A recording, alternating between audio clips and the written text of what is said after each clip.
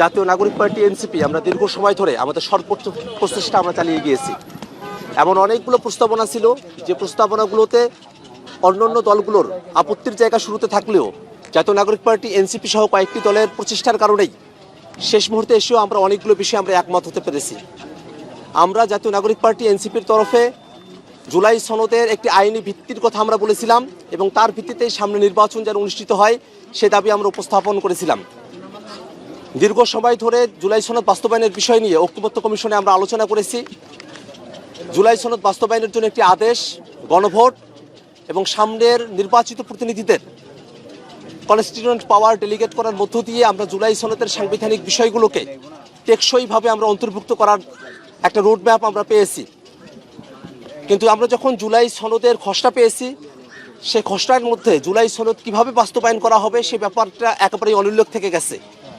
একই সাথে জুলাই সনদে নোট অফ ডিসেন্টের মতো অনেকগুলো ইস্যু রয়েছে। সেই নোট অফ ডিসেন্টগুলোকে কিভাবে সংজ্ঞায়িত করা হবে, নোট অফ ডিসেন্টের পরিণতি কী হবে, নোট অফ ডিসেন্টগুলোকে কীভাবে বাস্তবায়ন করা হবে সে ব্যাপারটা এখনও পর্যন্ত খোলাসা করা হয় নাই।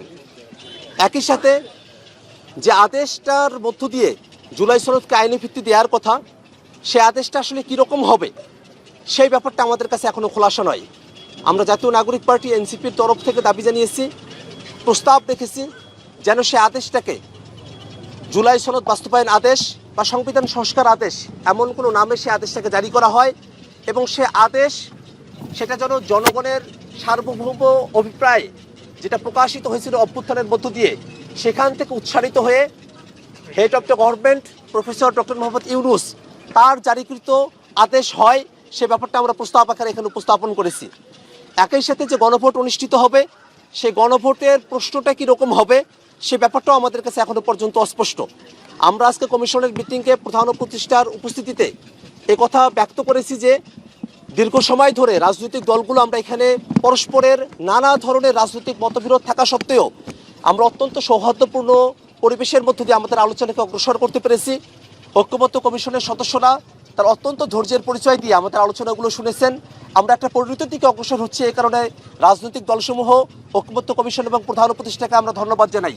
কিন্তু একই সাথে একেবারে শেষ মুহূর্তে কিছু শঙ্কা আমাদেরকে দাঁড়িয়ে বেরোচ্ছে। বিশেষত বাস্তবায়নের বিষয়টা কীরকমভাবে সম্পাদিত হবে সে বিষয়টাকে জাতির কাছে খোলাসা না করে, জাতির কাছে বাস্তবায়নের বিষয়টাকে পরিষ্কার না করে জুলাই সনদকে কার্যকরভাবে বাস্তবায়ন করা, সেটাকে টেকসই রূপ প্রদান করা সম্ভব নয় বলে আমাদের কাছে মনে হয়। এই কারণে আমরা কমিশনের কাছে দাবি জানিয়েছি জুলাই সনদ বাস্তবায়নের আদেশ, গণভোট এবং কনস্টিটিউয়েন্সি পাওয়ার দেওয়া হবে। সামনের যে সংবিধান সেটা যে শুধুমাত্র সংশোধনের মধ্য দিয়ে সেটাকে টেকসই করা সম্ভব নয়। এই যে জুলাই ঘোষণাপত্রের মধ্যে সংস্কারকৃত সংবিধানের ধারণার কথা বলা হয়েছে, কিভাবে সংবিধানের মৌলিক পরিবর্তনগুলোকে সংস্কারকৃত সংবিধানের মধ্যে অন্তর্ভুক্ত করা যাবে সেই বিষয়গুলোকে জাতির কাছে খোলাসা করেই এই জুলাই সনদ স্বাক্ষরের মতো বিষয়টাতে অগ্রসর হওয়া দরকার বলেই আমরা মনে করি। রাজনৈতিক দলগুলো আমরা জুলাই সনদের আইনি ভিত্তি দেওয়ার ব্যাপারে একমত হয়েছি। একটা আদেশ জারি করার মধ্য দিয়ে এটা করা হবে, কিন্তু সে আদেশ আসলে কে জারি করবেন, কোথায় থেকে এই আদেশ জারি করার ক্ষমতা উৎসাহিত হবে এবং সে আদেশের ধরনটা কীরকম হবে, সেখানে কি গণভোটের বিষয়টাকে পরিষ্কার করা হবে কিনা সেই বিষয়গুলো এখনও পর্যন্ত আমাদের কাছে ধোঁয়াশাপূর্ণ রয়ে গেছে। আমরা চাই যে জুলাই সনদ বাস্তবায়ন যে আদেশ জারি করা হবে সেটা যেন হেড অফ দ্য গভর্নমেন্ট হিসেবে ডক্টর মোহাম্মদ ইউনূস এটা জারি করেন এবং একই সাথে এই আদেশের মধ্য দিয়ে যে গণভোট অনুষ্ঠিত হবে সেই গণভোটের মধ্য দিয়ে সামনের যে